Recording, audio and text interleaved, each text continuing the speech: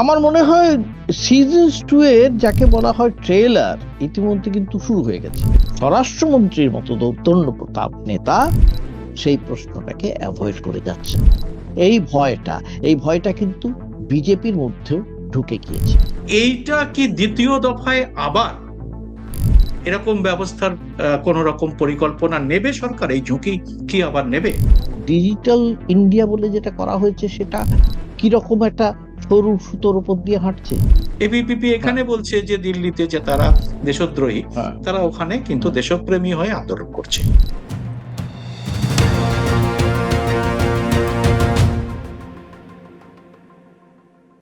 নমস্কার, সবাইকে আজকের এই খোলা আড্ডা অনুষ্ঠানে স্বাগত। আমি সুব্রত বসু। ছাত্র যুবদের প্রথম দফার যে আন্দোলন আমরা যন্তর মন্তরে দেখেছি, এবং সেই আন্দোলন এখন গোটা দেশে ছড়িয়ে পড়েছে। কয়েক ঘন্টা আগে ককরোচ জনতা পার্টির প্রতিষ্ঠাতা অভিজিৎ দীপকে ঘোষণা করেছেন যে যন্তর মন্তরের সিজন 2 তারা নিয়ে আসছেন। बहुत सारे लोग इंस्टाग्राम पर कमेंट कर रहे थे कि सीजन 2 कब आने वाला है जंतर मंतर। उन लोगों को मैं कहना चाहता हूँ जंतर मंतर का सीजन 2 बहुत ही जल्द शुरू होने जा रहा है।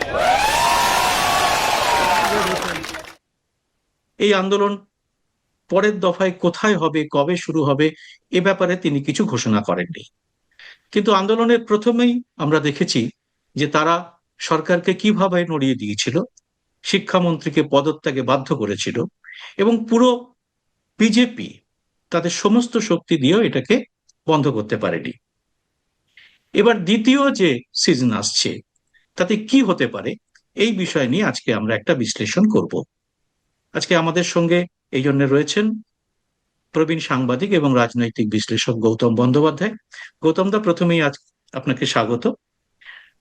দ্বিতীয় দফার সিজন 2 এটাতে কি হুম। হতে পারে বিজেপির? আমরা যেটা দেখেছিলাম প্রথম দফাতেই, আমরা বিশ্লেষণও করেছি, আপনি বিশ্লেষণ করেছেন যে প্রথম দফায় সরকারকে কিভাবে তারা হেলিয়ে দিয়েছিল। এবার দ্বিতীয় দফার আন্দোলন কি হতে পারে, এটা যদি আমরা একটু রাজনৈতিক ভাবে দেখি, গৌতম দা। দেখো সুব্রত, এই যে দ্বিতীয় দফার আন্দোলন বলতে যেটা বলছেন অভিজিৎ দীপকে বলছেন বা অন্যরাও যারা যারা বলছেন, আমার মনে হয় সিজন 2 এর যাকে বলা হয় ট্রেলার ইতিমধ্যে কিন্তু শুরু হয়ে গেছে বিভিন্ন জায়গায়। আমরা দেখছি যেটা বিভিন্ন জায়গায় বিভিন্ন ভাবে বিভিন্ন ফর্মে একটা, যে এই আন্দোলন যে সব সময় রাস্তায় বেরিয়েই হবে তাও তো নয়। মানুষের মনের যে আন্দোলন, মনের মধ্যে যে বিক্ষোভ, যে ক্ষোভ, যে সাংঘাতিক রকমের বেড়ে গিয়েছে। আজ যে ক্ষোভের আগুনটা দেখাই যেত না এর আগে, যেটা বেরিয়ে আসছে প্রতি মুহূর্তে, সেটা কখনো দেখা যেত না। সেটা কিন্তু দেখা যাচ্ছে বিভিন্ন ভাবে, সোশ্যাল মিডিয়ায় দেখা যাচ্ছে, পথে ঘাটে দেখা যাচ্ছে, মানুষের কথায় বার্তায় আলোচনায়, চায়ের ঠেকে শোনা যাচ্ছে। এর মধ্যে দুটো জিনিস আছে। একটা জিনিস হচ্ছে এই যে যুব সম্প্রদায় যারা প্রায় 60 কোটি আমাদের এই মুহূর্তে যা দেখতে পাচ্ছি, এবং আগামী নির্বাচনে যারা একটা বিরাট পার্ট প্লে করবে, ভীষণ রকম গুরুত্বপূর্ণ একটা অংশ, মানে গুরুত্বপূর্ণ রোল যারা বলা হয় তারা প্লে করবে, তার জন্য যা যা করণীয় ছিল বিজেপি সরকার কেন্দ্রে তার কিছুই প্রায় করতে পারে। প্রায় বলা উচিত নয়, আমি তো মনে করি কিছুই করতে পারেনি। এটা হচ্ছে 1 নম্বর। 2 নম্বর হচ্ছে বিজেপি যে উল্টো পথে চলছিল, যে পথে চলে ভেবেছিল যে এদের ব্রেন ওয়াশ করে দেওয়া যাবে, তার একটা বুমেরাং দেখতে পাচ্ছি। কাজে এটা দুটো ফল হচ্ছে, দুটো জিনিস, মানে বিপরীত একটা প্রতিক্রিয়াও হচ্ছে। কিরকম? একটা দিকে একটা একটা প্রো ক্যাপিটালিস্ট একটা মুভমেন্ট চালানো হচ্ছিল, যে আমরা চলছিলাম যেভাবে পুঁজিবাদী একটা, ঠিক আছে পুঁজিবাদও তো একটা বাদ, নিশ্চয়ই বাদ, পুঁজিবাদও একটা সবকিছুরই যদি একটা ইজম থাকে তো ক্যাপিটালিজম একটা ইজম নিশ্চয়ই। সেই ইজমটা এরা চাইছিল চালাতে ভারতবর্ষের মতো দেশে, সেখানে যেখানে আমরা কিন্তু ভারতবর্ষ ওয়েলফেয়ার স্টেট ঘোষিত ছিল, ভাবে সমাজতান্ত্রিক দেশ, ঘটিত আর সমাজতান্ত্রিক welfare state, naturally welfare state. সেই ওয়েলফেয়ার স্টেটকে সম্পূর্ণ উল্টো দিকে একটা চালনা করার এক চেষ্টা চলছিল। এই যে চেষ্টা চলছিল, সেই চেষ্টাটা চালাতে গিয়ে ভীষণভাবে একেবারে ফেল করেছে, ব্যর্থ হয়েছে, কমপ্লিটলি ব্যর্থ হয়েছে। এই যে ব্যর্থতা, তার ফলটা কাকে ভুগতে হচ্ছে? আগামী প্রজন্মকে ভুগতে হচ্ছে। আমাদের মতো বুড়োদের ভুগতে হবে না, ভুগতে হবে আগামী প্রজন্মকে, বা আমরা যারা যে ছেলে পুলে আমাদের চেয়ে বড় হয়েছে তাদের ভুগতে হবে। কাজেই অভিভাবক যারা, বাবা মা যারা, দাদু দিদা যারা, তারাও একই সঙ্গে ভীষণভাবে আতঙ্কিত, শঙ্কিত আগামী দিনের ভবিষ্যতের কথাটা ভেবে। এই সামগ্রিকভাবে এই জন্যে এই বিক্ষোভটা আমরা কিন্তু মানুষের মধ্যে চালিয়ে যেতে দেখছি, এখনো দেখছি। এই যে দ্বিতীয় ফেজ বলছে, যে সেকেন্ড ইনিংস শুরু হবে বলছে, এটা হয়তো আরেকটু পরিকল্পনা করে ওটা করবার চেষ্টা করছে। গতবারেরটা যে খুব একটা পরিকল্পনা মতন হয়েছিল তা তো নয়, তাতেই দেখা গেছে একটা সাংঘাতিক রকমের একটা ছাত্রদের মধ্যে, অভিভাবকদের মধ্যে একটা স্বতঃস্ফূর্ত, স্বতঃস্ফূর্ত ইয়ে হয়েছিল। হ্যাঁ, এই যে আন্দোলনের মধ্যে যাওয়ার, পুলিশি বাধাকে অতিক্রম করে, কোন রকমের গুরুত্ব না দিয়ে পুলিশের লাঠি সহ্য করে, আমি বারবার যেটা বলেছি, এইটাই ছিল প্রকৃত গান্ধীবাদী মানে আন্দোলনের ধারা। যে গান্ধীবাদী আন্দোলনের ধারা ছিল যে তুমি মারো, কিন্তু তোমার মারার শক্তিটা আমার সহ্যের শক্তির চেয়ে বেশি হতে পারে না। এবং তুমি মনে রাখবে যে এই যে আমার যে সহনশীলতা যেটা আমি তোমাকে দেখাচ্ছি, তার সাহস তোমার, তার কাছে তোমার ভীরুতা প্রতি মুহূর্তে প্রত্যেকটা মানুষের কাছে দৃঢ়ভাবে প্রতিস্থাপিত হচ্ছে, মানুষের মনের মধ্যে স্থাপিত হচ্ছে। এবং হয়েছে তাই, আমরা তো এটা দেখেছি। কেন ভীরুতা আমি বলছি, দেখো কেন ভীরুতা এবং কেন সাহস। এই যে সাহসটা আমরা দেখেছি ছাত্রদের মধ্যে, সেই সাহসটার জন্য তারা যেভাবে অত্যাচারিত হয়েছে শারীরিকভাবে, মানসিকভাবে, রাস্তায় দাঁড়িয়ে, ঠিক সেই প্রশ্নটা যখন বিরোধী দলনেতা বারবার বারবার তুলছেন এবং জিজ্ঞাসা করছেন, প্রশ্ন করছেন, আস্কিং কোয়েশ্চেন স্বরাষ্ট্রমন্ত্রীকে, যে কে নির্দেশ দিয়েছিল, শুধু একটি নিরীহ, আপাত নিরীহ প্রশ্ন, কে এইটার জন্য নির্দেশ দিয়েছিলেন এই যে এইভাবে গুলি চলবে, পেলেট গান চলবে, কি ছাত্রদের উপরে এই এই পেরেক লাগানো লাঠি দিয়ে মারা হবে, কাঁদানে গ্যাস ছোড়া হবে, কে বলেছিলেন? হয় স্বরাষ্ট্রমন্ত্রী বলেছিলেন, নির্দেশ দিয়েছিলেন, কিংবা তিনি দেননি, তিনি জানতেন না, এইটা জানতে চাইছেন। অথচ স্বরাষ্ট্রমন্ত্রীর মতো দৌর্দণ্য প্রতাপ নেতা সেই প্রশ্নটাকে অ্যাভয়েড করে যাচ্ছেন। এটাকে আর যাই হোক আমি সাহস বলে মনে করি না। এটাকে আর যাই হোক আমি বল্লভভাই প্যাটেলের মতন লৌহ মানব হিসেবে তাকে আমি স্বীকার করতে পারি না। এটাকে আমি আর যাই হোক অন্য কারুর মতন, অন্য যারা এর আগে মানে এক কথায় ক্ষমতা ছেড়ে দিয়ে সাহস দেখিয়েছেন, তাদের কারুর সঙ্গে তুলনা করতে পারি না। এটাকে সাহসী বলতে পারি না, এটাকে ভীরুতাই বলতে পারি আমি। এই ভয়টা কিন্তু বিজেপির মধ্যেও ঢুকে গিয়েছে। কাজে দ্বিতীয় ফেজ যদি শুরু হয়, তাহলে কিন্তু বিজেপি সরকারের পক্ষে খুব, আমি চোখের সামনে দেখতে পাচ্ছি একটা বিপদ দাঁড়িয়ে আছে। সেটাকে সামলাবে কি করে, সেই পথটা কিন্তু বিজেপি সরকার এখনো বুঝে উঠতে পারছে না, সুব্রত। প্রথম তো কালকেই একটা খবর সামনে এসছে, একটা তথ্য সামনে এসছে যে আরটিআই তে জানতে চাওয়া হয়েছিল যে প্রথম দফার যে বিক্ষোভের সময় পুলিশের যে পেলেট গান চালালো সেটা নিয়ে কতজন আহত হয়েছে সেই পেলেট গানে। তো সেই আরটিআই এর যে যে নথি এসছে তাতে দেখা যাচ্ছে যে অন্তত 10 জন পেলেট গানে আহত হয়েছে। অতএব পেলেট গান যে চালানো হয়েছে এ ব্যাপারে একদম নিশ্চিত। এবং তার সঙ্গে সঙ্গে আমরা যে সমস্ত অন্যান্য চিত্র দেখেছি ওই ওই সময়, তাতে বোঝা গেছে যে পুলিশি দমনমূলক নিপীড়ন হয়েছে বাচ্চাদের উপরে, শিশুদের উপরে, তাদের উপরে, যে আমাদের আন্দোলনকারীদের উপরে দমনমূলক ব্যবস্থা নেওয়া হয়েছে। তো এইটা কি দ্বিতীয় দফায় আবার এরকম ব্যবস্থার কোন রকম পরিকল্পনা নেবে সরকার? এই ঝুঁকি কি আবার নেবে?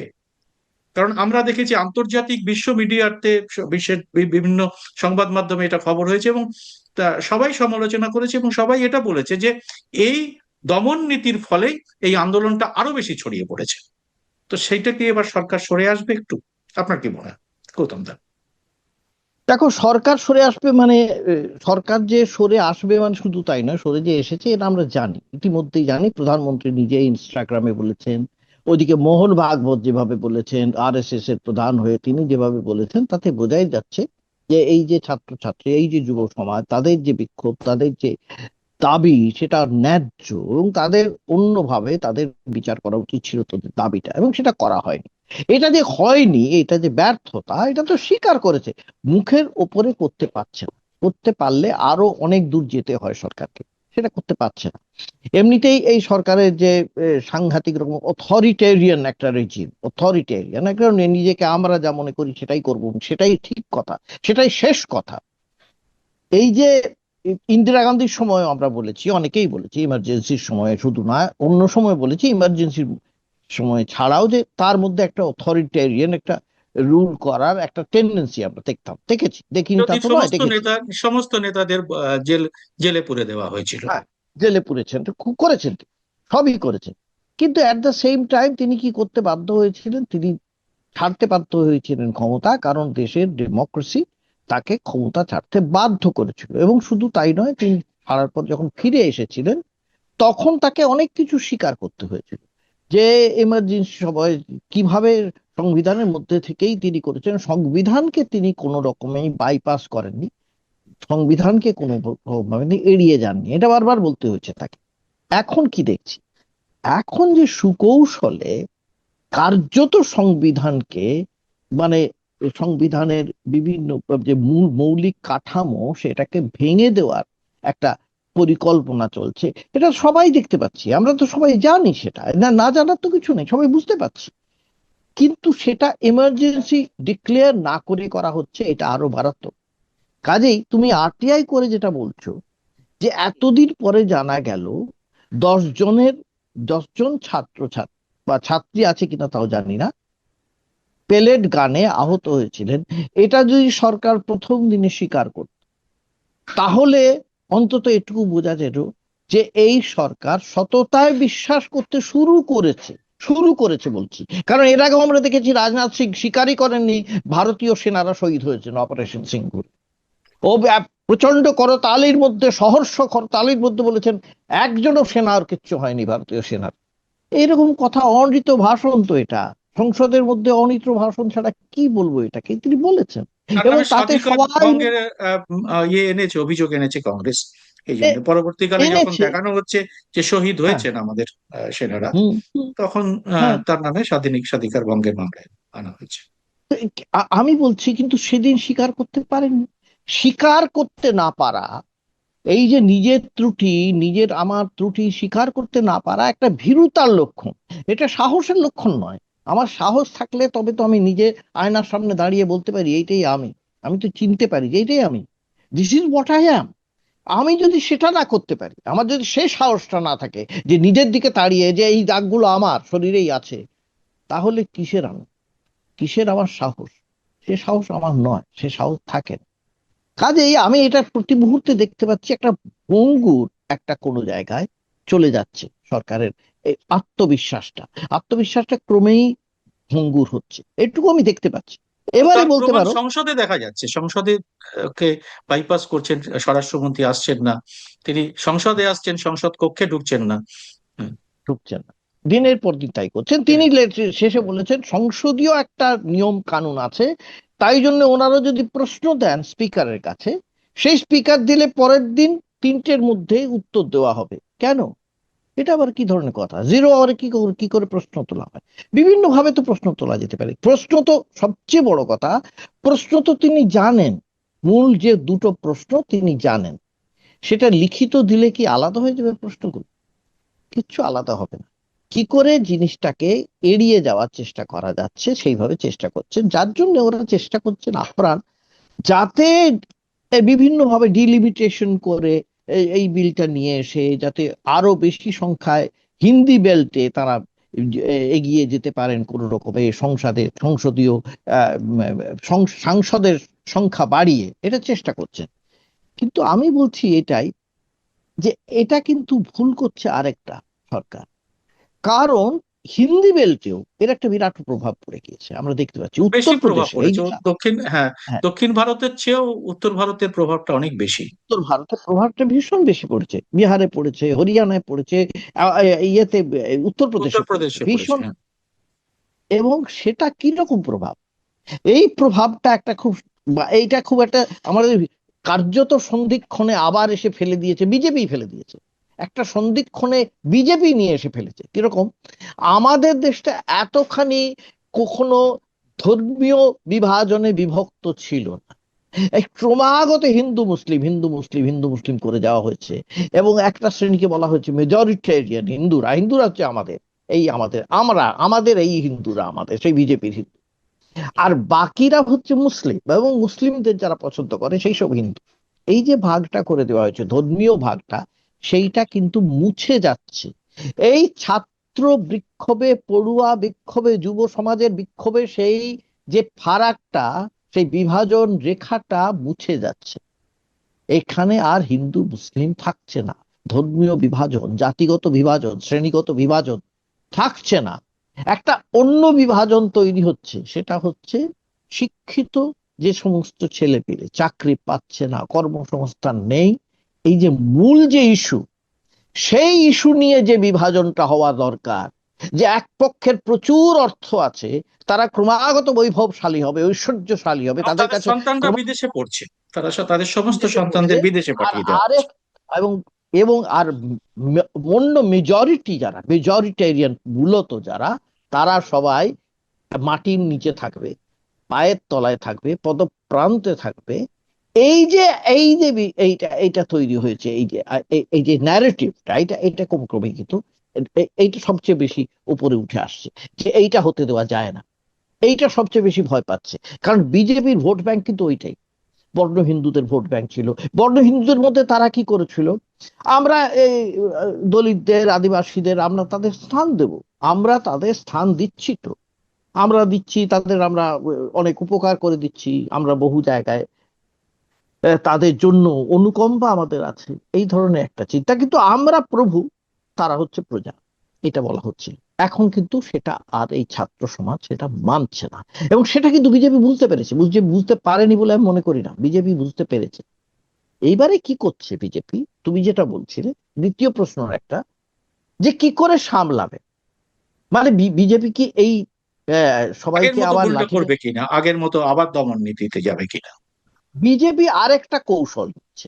আমি জানি বিজেপির কৌশলটা নিচ্ছে, যে কৌশলটা ওদের কাছে, এই বিজেপির এই কৌশলটাও পুরনো হয়ে গিয়েছে, এমন নয় যে নতুন। বিজেপি এই প্রত্যেককে আবার এই দেশদ্রোহিতায় দাগিয়ে দেওয়ার চেষ্টা করবে। এই ছাত্রছাত্রীদের অনেককেই ভিক্টিমাইজ করে, তাদের যাতে ভবিষ্যতে কিছু না করতে পারে, সেই জন্য তাদের ফেস রেকগনিশন করে একটা নতুন একটা অ্যাপ নিয়ে আসার চেষ্টা করছে। সেই অ্যাপটা নিয়ে এসে এখন ভবিষ্যতের জন্য স্কুল লাইফের একদম প্রথম শ্রেণী থেকে শেষ দিন পর্যন্ত তার যাবতীয় সমস্ত কিছু সেই অ্যাপের মধ্যে ধরে রাখতে চাইছে। ডিজিটালি সবকিছু সরকারের কাছে থাকবে। সরকারের কাছে থাকার মানেটা কি? প্রথমত হচ্ছে সরকারের কাছে আমার যাবতীয় তথ্য থেকে যাচ্ছে। আমি যদি কোনো ক্লাসে দুবার ফেলও করি, সেটাও থেকে যাচ্ছে। আমাকে যে কোনো সময় সরকার, আমি যদি ফেল না করে আমি অত্যন্ত ভালোভাবে পাশ করে আরেকটি ছাত্রকে, আরেকটি যে যে যে সংঘের অনুগত ছাত্রকে ডিগিয়ে চলে যাই, সেটাও কিন্তু তাদের কাছে থাকবে। কাজে আমি তাদের কাছে কার্যত বাধা হয়ে থাকবো। এই যে বাধা হয়ে থাকবো, আমাকে তারা ব্যবহার করতে পারবে, এটা হচ্ছে ভয়, এক নম্বর। দ্বিতীয় ভয় হচ্ছে যে বিজেপি নিজে কি এটা কি বুঝতে পারছে যে ডিজিটাল ইন্ডিয়া বলে যেটা করা হয়েছে, সেটা কিরকম একটা সরু সুতোর উপর দিয়ে হাঁটছে। কোন জায়গাটায় ফাঁস, ডিজিটালি আমরা ভালো আছি, নিট পরীক্ষা তো বাদ দিলাম, ইউজিসি তাও তো ফাঁস হয়েছে প্রত্যেকটা জায়গায়, এমনকি ডিআরডিও তে হ্যাকিং হয়েছিল, আমরা জানি সেখানে পর্যন্ত হ্যাকিং হয়েছে। তাহলে কোন জায়গাটা আমাদের বাকি আছে? কোন জায়গাটা আমরা খুব ফুল প্রুফ তৈরি করতে পেরেছি? কিচ্ছু তৈরি করতে পারিনি। সব নিয়ে আসা হচ্ছে বাইরের দেশ থেকে, সফটওয়্যার, কোন হার্ডওয়্যার এনে আমাদের এখানে সেটাকে কোন রকম ভাবে জোড়া তাপ্পি দিয়ে সেটা এই এই এই তাপ্পি লাগানো রাস্তার মতন মেরামত করা হচ্ছে। তার জন্য এক একটা রাস্তাও ওই যে ভেঙে ভেঙে পড়ছে, যেটা এটা খুব প্রতীকী হতে পারে আমাদের দেশে। এই কোটি কোটি টাকা ব্যয়ে যে সমস্ত রাস্তা তৈরি হয়েছে, যেভাবে ভেঙে এত যাচ্ছে, তৈরি হচ্ছে এটাও সব ভেঙে। হ্যাঁ, এই ডিজিটাল ইন্ডিয়াটাও সেরকম না ভেঙে যায়, সেই ভয়টাও একটা আছে, সুব্রত। তবে হ্যাঁ, এটা চেষ্টাটা কিন্তু বিজেপি করছে, এইটা বিজেপি করবার চেষ্টা করছে আপনি শুধু না, এটা গৌতম দা, হয়তো এই এই প্রসঙ্গে আমি দর্শকদের জানিয়ে রাখি, এর মধ্যেই অভিজিৎ দীপকে অভিযোগ করেছেন যে দিল্লিতে তারা তাদের স্বেচ্ছাসেবকদের নিয়ে যে অনুষ্ঠান করতে তারা চাইছিলেন, সেখানে সমস্ত হল তাদের একটিও দেওয়া হয়নি এবং তাদের বলা হয়েছে যে কোনো হলই পাওয়া যাবে না। आज हम दिल्ली में हमारी वॉलंटियर्स मीट करने वाले थे, जिसके लिए हमें एक इंडोर मीटिंग करनी थी। इसके लिए हम हॉल चाहते थे। हम कई जगहों पर गए, किसी ने भी हमें हॉल नहीं दिया। सारे लोग कह रहे थे ऊपर से प्रेशर है, हम कॉकरोच जनता पार्टी वालों को हॉल नहीं दे सकते। ऐसे 10 जगहों पर हम गए, 10 जगह से हमें एक ही चीज़ बताई गई कि हम आपको हॉल नहीं दे सकते, क्योंकि कॉकरोच जनता पार्टी वालों को अगर हम हॉल दे देंगे तो हमारे लिए तकलीफ हो जाएगी। हमें धमकियां मिल रही है ऊपर से। बड़ी मुश्किल से हमें ये हॉल मिला था, जिसकी ये रिसीट है। ये हॉल हमें मिला था, लेकिन आज सुबह इनको भी धमकी दी गई और इन्हें बोला गया कि अगर आप यहाँ कॉकरोच जनता पार्टी की मीटिंग होने देते हो तो आपको उल्टा लटकाया जाएगा। তো হয়তো দমনমূলক ব্যবস্থা এখনই নেওয়া হবে না, যা আমরা জানি না ভবিষ্যতে নেওয়া হবে কিনা, কিন্তু এখন কিন্তু অন্য অনেক কায়দা নেওয়া হচ্ছে, যেটা গৌতম দা একটা বললেন, ডিজিটাল কথা এবং এই হল না দেওয়া এবং অন্যান্য সুযোগ সুবিধা এগুলো হয়তো না দেওয়ার চেষ্টা করা হবে সরকারের পক্ষ থেকে। কিন্তু আমরা যে এবার যেটা পরের ধাপে যেটা আমার মনে হয় আমরা আসবো, সেটা হচ্ছে যে এই যে আন্দোলন, ছাত্র যুবদের আন্দোলন, এখন রাজনৈতিক দলগুলো তার মধ্যে যুক্ত হয়ে পড়েছে। তার মধ্যে প্রধান হচ্ছেন রাহুল গান্ধী, যার কয়েকদিন আগে যার একটা ঝলক আমরা দেখলাম এলাহাবাদের প্রয়াগরাজে, যেটাকে এখন প্রয়াগরাজ বলা হচ্ছে। তো সেখানে দেখলাম প্রথমে তাকে সেই জায়গা দেওয়া হয়নি, তার পরবর্তীকালে তাকে দিতে বাধ্য হয়েছে এবং সেখানে একদম জনসমুদ্র প্রায় হয়ে যায় এবং সেখানে রাহুল গান্ধী যোগ। তো এই যে বিরোধীদের হাতে চলে যাওয়া, একদিকে ছাত্র যুবদের অরাজনৈতিক আন্দোলন এবং তার সঙ্গে রাজনৈতিক তার সঙ্গে যুক্ত হওয়া, এর ফলে যৌথ এই যে আন্দোলনটা হবে দ্বিতীয় সিজন 2-তে, সেটা কি আরো মারাত্মক আকার ধারণ করবে প্রথমটার চেয়ে? কারণ প্রথমে কিন্তু ঠিক এভাবে রাজনৈতিক দলগুলো প্রথম দিকে এতটা যুক্ত হয়নি। গৌতম দা। হ্যাঁ সুব্রত, এই যে তুমি বললে কথা, এর মধ্যে আরেকটা পলিটিক্যাল ন্যারেটিভ আছে, সেটা হচ্ছে ঝাড়খণ্ড, যেটা আমরা মিস করছি হয়তো। ঝাড়খণ্ডেও ছাত্র আন্দোলন চলছে এবং যথেষ্ট ভীষণভাবে হয়েছে এবং সেখানেও অনশন হয়েছে, সেখানেও পুলিশের লাঠি চলেছে, কাঁদানো গ্যাসও হয়েছে। তবে সেখানে পেলেট গানও চলেনি, আর এইখানে পেরেক লাগানো কোনো লাঠি দিয়ে ছাত্রদের মারা হয়নি, বা কোনো ছাত্রীর সঙ্গে অশালীন আচরণ করেনি পুলিশ, বা করবার সাহস পায়নি। এটা হলো 1 নম্বর। 2 নম্বর, রাহুল গান্ধী বলেছেন যেখানেই ছাত্রদের অহিংস আন্দোলনের উপর পুলিশ কোন রকমের, বা রাষ্ট্র বা রাজ্য যেই হোক, যে সরকার দমনমূলক নীতি নেবে তার সম্পূর্ণ প্রতিবাদ করছে, এটা রাহুল গান্ধী বলেছেন। তৃতীয়ত হচ্ছে, ওখানে যেহেতু ঝাড়খণ্ডে হেমন্ত সোরেনের সরকার, কিন্তু বিজেপি খুব সুকৌশলে ওটা কংগ্রেস সরকার বলতে চাইছে। কংগ্রেস সরকার বলতে চেয়ে কংগ্রেসকে আরো বেশি গৌরবান্বিত করে ফেলছে কিনা সেটা আমি জানি না, কিন্তু কংগ্রেস সেখানে একজন শরিক মাত্র। এবং সেখানে খুবই আশ্চর্যের কথা যে বিজেপি সমর্থকরা বলছে যে এই ধরনের আন্দোলন দেশদ্রোহিতার কাজ। তারা কিন্তু তাদের ছাত্র সংগঠন ঝাড়খণ্ডে রয়েছে এবং তারা কিন্তু আন্দোলনে সক্রিয়ভাবে তারা যোগ দিয়েছে এবং তাদের নামে অভিযোগ উঠেছে তারা ওখানে অনেক বেশি আইন শৃঙ্খলার নিয়ে যে সমস্ত পরিস্থিতি হয়েছে, তাদের নামে অভিযোগ, তারাই এটা করেছে। সত্যি মিথ্যে আমরা এখান থেকে বুঝতে পারবো না, কিন্তু অভিযোগ এটা এসছে। কিন্তু মুশকিল এটা হচ্ছে যে এবিভিপি তার মধ্যে রয়েছে, যে এবিভিপি এখানে বলছে যে দিল্লিতে যে তারা দেশদ্রোহী, তারা ওখানে কিন্তু দেশপ্রেমী হয়ে আন্দোলন করছে।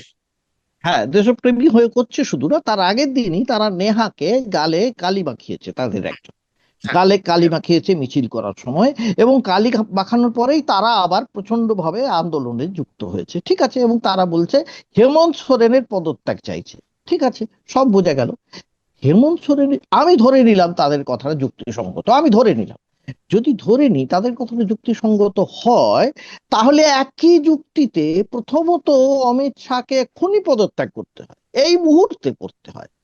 এই বুদ্ধিটা ওদের আসছে না, যে যদি ওই যুক্তিটা সঠিক হয়, হেমন্ত সোরেনের একটা রাজ্যের মুখ্যমন্ত্রী আর কেন্দ্রের স্বরাষ্ট্রমন্ত্রীকে তো আগে পদত্যাগ করতে হয়, তারপরে তো মোদির প্রসঙ্গ আসে। কাজেই এই কথাটা তারা আসলে একই কথা বললাম, তারা যে ন্যারেটিভে এতদিন চলছিল সেই ন্যারেটিভটা ছত্রখান হয়ে গেছে, নতুন ন্যারেটিভ তৈরি করতে পারছে না, তারা কিছুতেই করতে পারছে না। এই তার ন্যারেটিভটা কারণ একটা, ছত্রাকান হওয়ার পেছনে কি মোহন ভাগবতের একটা খুব বড় রাজনৈতিক চাল এর রয়েছে, যে তিনি যখন বলছেন যে না ওরা দেশদ্রোহী নয়, আন্দোলন বা বিক্ষোভ করলেই তাদের দেশদ্রোহী বলা যায় না, এর পেছনে কি এই ন্যারেটিভটাকে ভেঙে যাওয়ার, প্রায় খান খান হয়ে যাওয়ার পেছনে মোহন ভাগবতের এই কথা রয়েছে? গৌতম দা। দেখো আমি অনেকে এটা এটা বলবেন, অনেকে বলছেন, জানি এই ইন্টারপ্রিটেশনটা দিচ্ছেন, এই ব্যাখ্যাটা, কিন্তু আমি খুব একটা মনে করি না। আমি মনে করি না এই কারণে, কারণ মোহন ভাগবত বা আরএসএস এর যে মূলত যে কাজটা তারা করে থাকে, তারা বলে যেটা, সেই কাজটা যাতে ব্যাহত না হয় ওরা আপ্রাণ চেষ্টা করে, সেই কাজটা কিন্তু হয়ে চলেছে। এবং আরেকটা ব্যাপার, এই যে আরএসএস এর এই যে যে অবজেক্টিভ, সেই অবজেক্টিভের লক্ষ্য করে দেখবে, সেই অবজেক্টিভের বিরুদ্ধে কিন্তু এই ছাত্র আন্দোলনের মূল কথাটা সেখানে। এই যে আরএসএস ন্যারেটিভ দিয়েই রাষ্ট্রের সিলেবাস তৈরি করা হচ্ছে, সেখানে সারে জাহাঁ সে আচ্ছা বাদ দিয়ে সাভারকারকে ঢোকানো হচ্ছে, ইকবালকে বাদ দিয়ে সাভারকারকে ঢোকানো হচ্ছে, গান্ধীকে কমিয়ে দিয়ে সেখানে আরএসএস এর কর্মকাণ্ডকে খুব সুকৌশলে সেখানে ঢুকিয়ে দেওয়া হচ্ছে।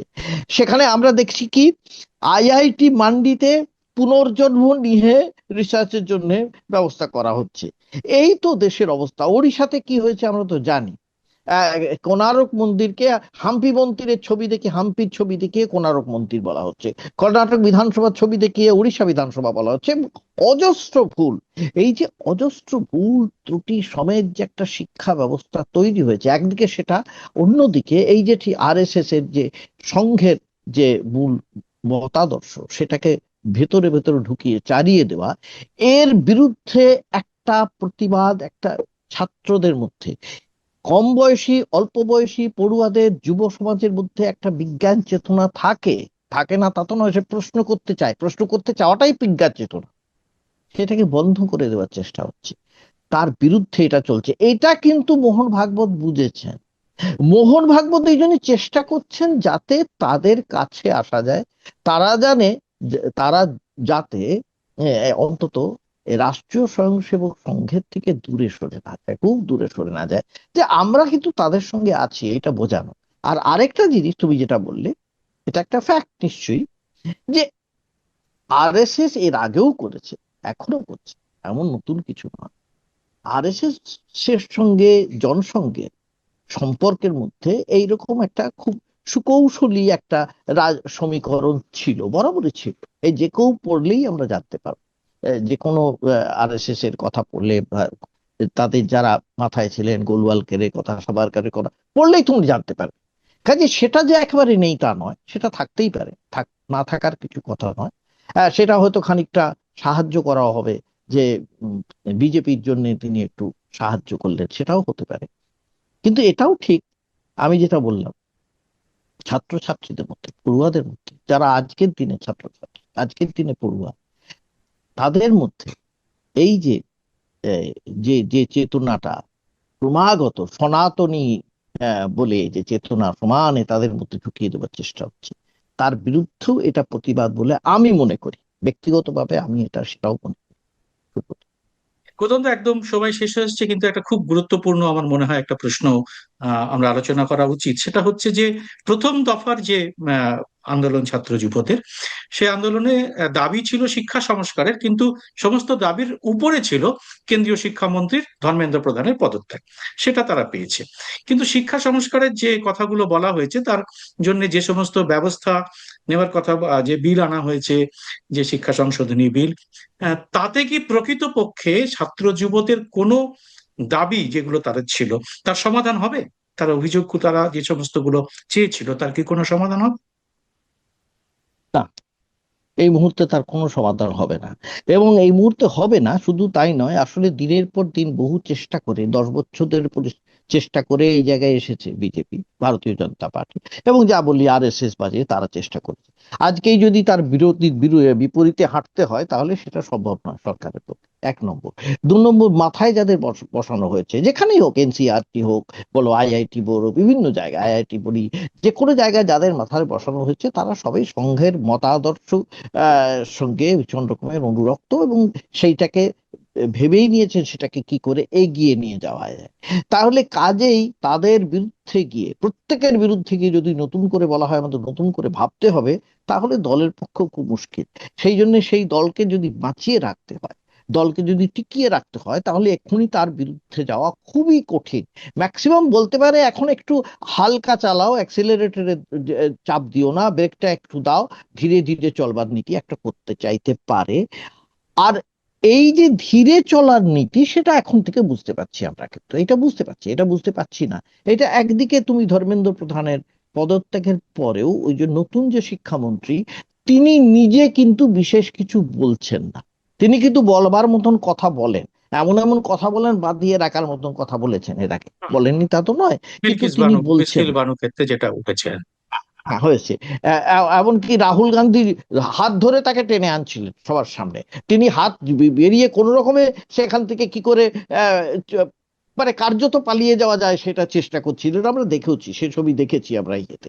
কাজেই তারা এক্ষুনি খুব ধীরে চলার নীতিতে চলবেন, ধীরে চলো বলে খুব একটা বেশি কিছু করবেন না, এবং তারা লক্ষ্য রাখবেন যে এইটা কোন পর্যায়ে পৌঁছয়, এই যে ছাত্র আন্দোলনের দ্বিতীয় ভাগটা। তবে এইটুকু আমি বলতে পারি, ছাত্র আন্দোলন কিন্তু বা যুব সমাজের আন্দোলনে যেভাবে পর্যবসিত হয়েছে, তাতে বিরোধী রাজনীতি, কোন রাজনৈতিক দল তাতে উপকৃত হবে না জানি, কিন্তু বিরোধী রাজনীতি কিন্তু অনেক স্ট্রং হবে, এটুকু নিশ্চিন্তে বলা যায়, সুব্রত।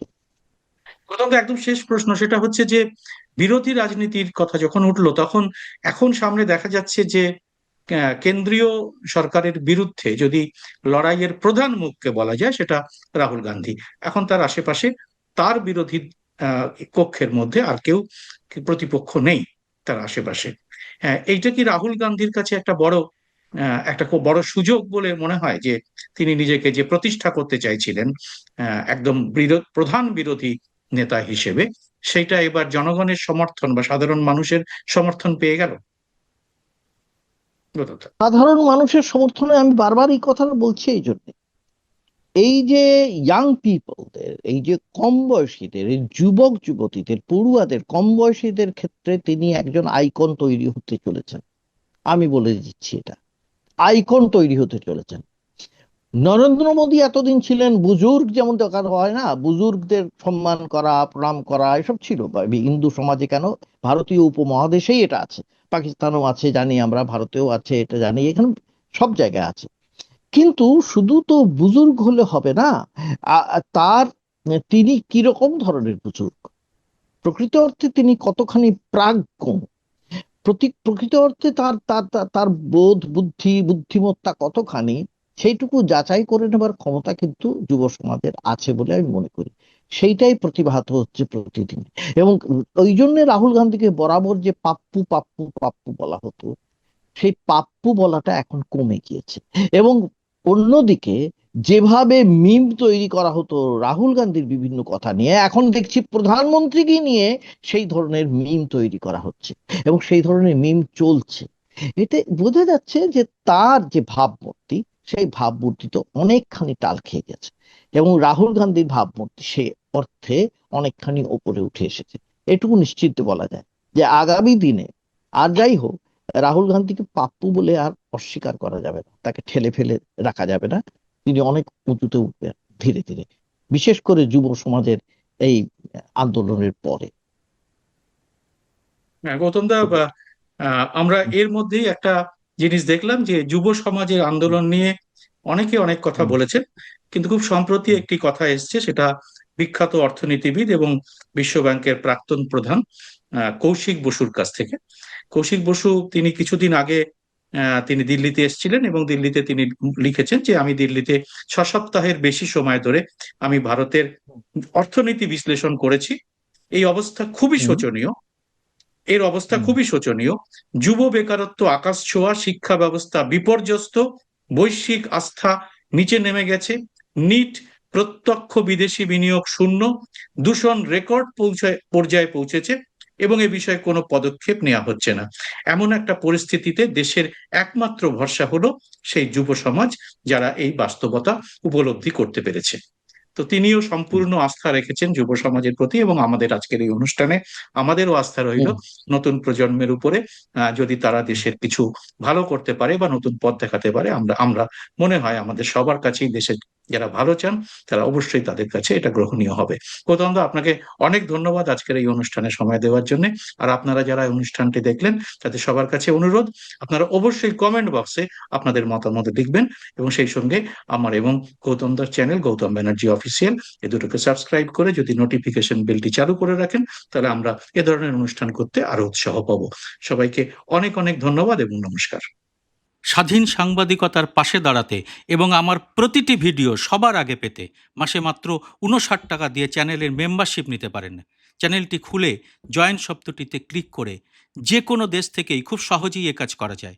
চ্যানেলটি ভালো না লাগলে সহজে মেম্বারশিপ ছেড়েও দিতে পারবেন। যারা এর মধ্যেই মেম্বারশিপ নিয়েছেন তাদের অনেক অনেক ধন্যবাদ। আপনাদের জন্য আলাদা করে ভিডিও তৈরির কাজও খুব শীঘ্রই শুরু করা হবে।